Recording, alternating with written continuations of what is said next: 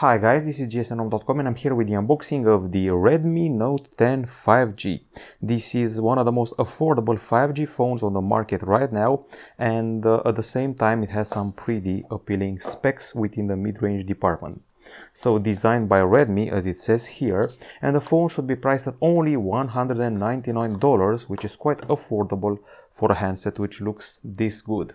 Now this gloss at the back side actually reminds me of the lunar silver version of the Xiaomi Mi 10T and Mi 10 Pro. Nice way of catching the light. However, this is plastic and not glass. It feels like a pretty hefty phone, and that's no coincidence. We're getting quite the battery inside, 5000 mAh.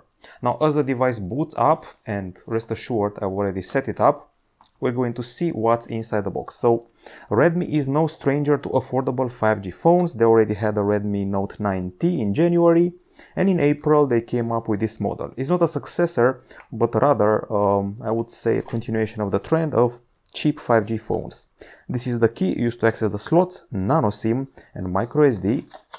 And then we have the following: quick start guide, safety information, warranty card, and of course the protective case, which is transparent and flexible. Then we go inside the box and we find the charger, which has an USB-A connector, and if we look closely here we should see how fast it can charge. 22.5 watts it says here, but the phone itself can charge a bit slower. From what I know, it should actually be 18 watts. And here we have a cable which goes from USB-C to USB-A, typical setup. Are there headphones here? Nope, they're not. Nowadays we're not getting that, but at least we're getting a charger, which is not something that many companies can brag about these days. Okay, so I'm going to put everything in order, at least at first sight, and then we're going to get back to the phone and see what it can do. So first things first, I'm going to talk about the design. I would say this one is a bit beefier than the recently unboxed Redmi Note 10s. It feels like it's more chunky, but at the same time the grip is quite fine. It sits pretty well in my hand. This slightly curved backside helps with the grip definitely. It comes in hues like chrome silver, graphite gray. There's also a special sort of blue, aurora green, and that's that. So plastic back, plastic frame which measures 8.9 mm in thickness, and Gorilla Glass 3 protection at the front side. Now it also weighs 190 grams, which is not exactly extreme. It may feel a bit heavy, but not in an extreme fashion. If we've cleared everything as far as the design is concerned, now we can proceed further with a quick mention for the fact that we have an already applied on the screen protector from the factory. And let's go to our website, gsnom.com. Speaking of the screen, which you can see here, this one is a IPS LCD with a 6.5-inch diagonal and a resolution of 2400 over 1080 pixels. It's got a punch hole at the top, and guess what? It even has a 90 Hz refresh rate. So let's check it out from here. We go to display, brightness, reading, and refresh rate. It's set to 60 Hz, can be set to 90 Hz for a smoother scrolling experience, among others. Now aside from that, aside from the screen we just covered, let's go inside the phone and see how we're doing in the CPU department. We should have an app here.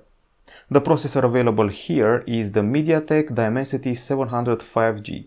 If it sounds familiar, this 7nm octa-core chip has been seen before on the Realme 8 5G and the Poco M3 Pro 5G. It's accompanied, in the case of our unit, by 4 gigs of RAM and 128 GB of storage. There are also versions of the phone with 6 gigs of RAM and 64 GB of storage. This is UFS 2.2 storage, in case you're wondering. And we also have a microSD card slot, which is a hybrid one. It's been shared with one of the nano SIMs. The battery is a 5000 mAh unit, which charges at 18 watts, as mentioned before. For security, we have a fingerprint scanner embedded in this flat power button here, right below the volume buttons. And at the bottom side, we find the microphone, USB-C port, and the speaker. At the top side, there is the audio jack, and here we should have the infrared emitter, which actually looks a bit odd I'm seeing there are two infrared emitters here because we have two of these holes here covered with something that looks like glass, and a microphone is also present here. Now, as far as I know, the device has a singular speaker. It's not a stereo setup here. And when it comes to connectivity, let's see what we got here. So we go to this area and we find that this is a dual SIM phone with 5G and 4G. It's got Wi-Fi dual band, and I'm pretty curious to see if there's NFC. Yes, indeed, there's NFC. There's Bluetooth 5.1, GPS, GLONASS, Galileo, BDS, infrared, and USB-C 2.0. Now, when it comes to the cameras, this is a rather large opening here, a punch hole for the selfie camera. It's, I would say, a pretty modest 8 megapixel shooter, but at least it shoots full HD video. At the back side, we have a triple camera setup with the promise of AI vision and a 48 megapixel main sensor and a pretty generous dual tone dual LED flash. So once again, a main 48 megapixel camera with f1.8 aperture and face detection autofocus. Then there are the 2 megapixel camera, one for macro and 2 megapixel camera for the bokeh. The device only shoots full HD video. There's no love for 4K here. And if we're going into the camera interface, let me just wipe the phone a bit. So if we go into the camera interface, we're going to find typical stuff like photo, like portrait, like video, and this is the resolution we're operating at, full HD or HD. We can also shoot macro videos, and these are the core modes: short video, time-lapse, 48 megapixel, slow-mo, night, and panorama.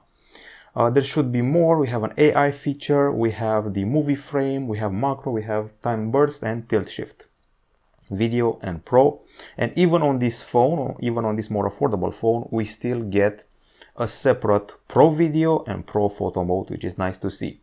Now, the software here is Android 11, of course, and MIUI 12, but let's see if it's actually MIUI 12 or MIUI 12.5.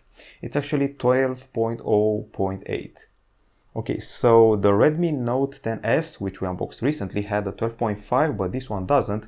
It should come probably in a matter of days, at most weeks. So that's pretty much it. This has been the contact with the Redmi Note 10 5G. It feels like it's going to perform quite well under stress. I'm talking about the Dimensity processor inside. I have great expectations from the battery, and maybe we're going to do some gaming on the 90 Hz screen. This is it from now, from gsnhome.com. We'll be back with more pretty soon, and we're going to show you a review of the device quite soon. Bye bye.